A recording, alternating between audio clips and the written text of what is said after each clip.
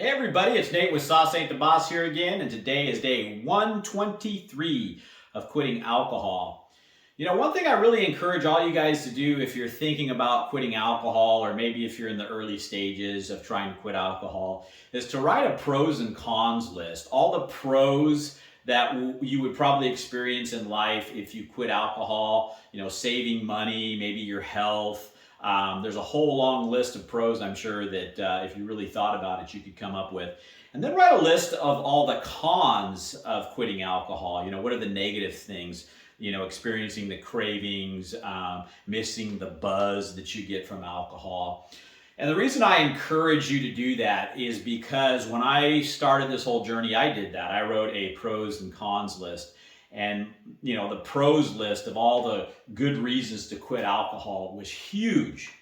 And the cons list was like one or two items, to be honest with you.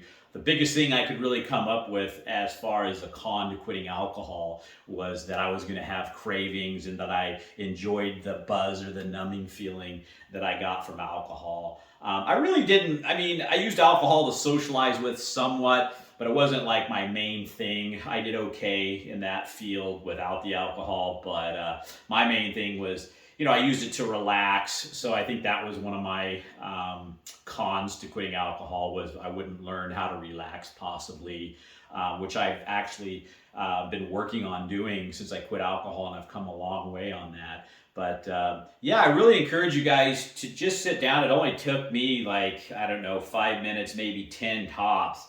And it's so eye-opening to really look at,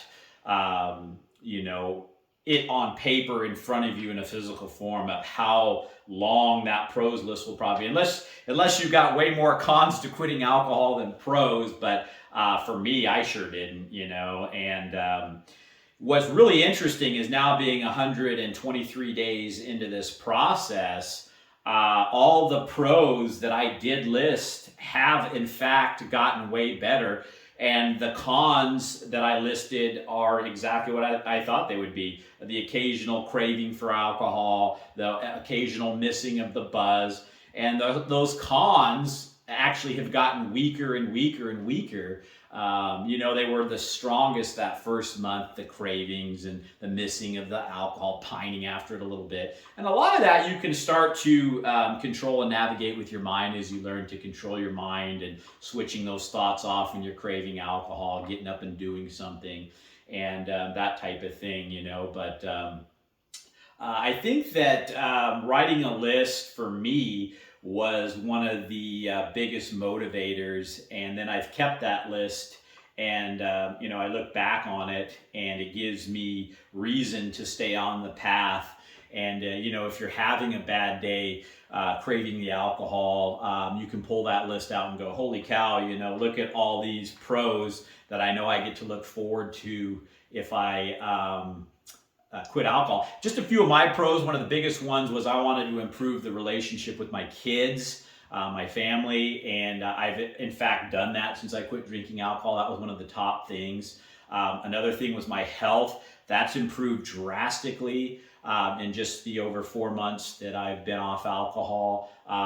My appearance has gotten better. I have more time. I did a video here just a couple days ago about all my favorite things about being sober now, and a lot of those things were on the pros list that I knew would happen if I quit alcohol. Finances, I've saved $800 a month times 4, 8, 16, 20, 3,200 bucks roughly so far that I've saved. That's not chump change, that's a family vacation, or that's money I can invest in something, or save it for retirement, whatever. But I think that you're going to find, if you do a little bit of brainstorming and you really give it some thought and put pen to paper, you're going to find so many reasons to quit alcohol and very few reasons to stay on the alcohol. And it might be a real eye-opener for you.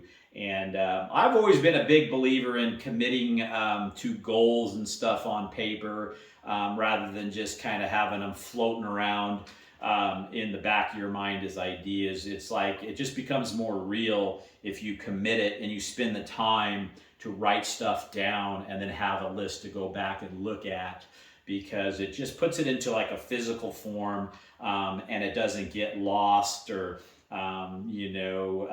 just kind of dissipate into oblivion if it's actually in physical form. And then you can always go back and change it, add things to it, and that kind of thing as well. So that's the topic for today, guys. Make that list and spend the time doing it, and I think it'll really motivate you to quit drinking alcohol when you actually physically see on paper all those pros and the very few cons that you're going to have.